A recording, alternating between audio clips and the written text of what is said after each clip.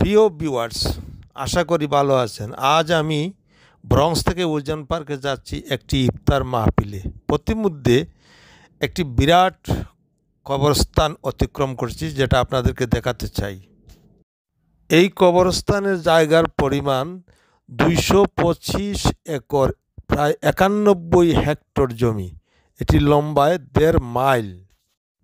আমেরিকাতে বড় বড় কবরস্থান হয়ে থাকে, কারণ এখানে এক কবরের উপরে আরেক কবর দেওয়ার মতো কোনো সুযোগ নেই। এখানে শতভাগ কবরের শিয়রে নেম প্লেট লাগানো থাকে, কাজেই এখানে যত মানুষ মারা যাবে ততই গুরুস্থান আয়তনে বৃদ্ধি হতে থাকবে। তবে কবরগুলো সারিবদ্ধ এবং সুশৃঙ্খলভাবে দেয়া হয়। খ্রিস্টিয়ান এই কবরটি পার্কওয়ে দ্বারা 2 ভাগে বিভক্ত।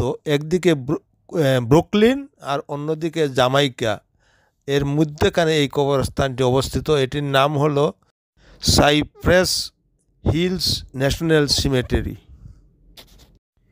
ইংরেজি 1848 সালের 21শে নভেম্বর থেকে এই কবরস্থানের সৃষ্টি। এই কবরস্থানে অনেক যুদ্ধের অনেক সৈনিকেরও এখানে সমাধি রয়েছে।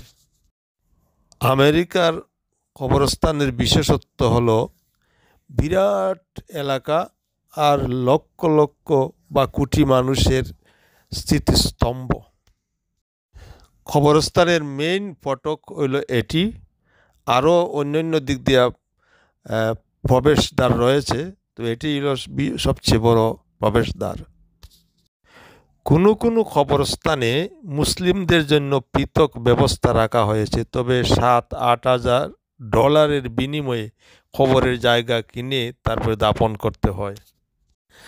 যাই হোক, বিদেশি কবরস্থান সম্বন্ধে একটি ধারণা দিয়ে আমি বিদায় নিলাম। খোদা হাফেজ।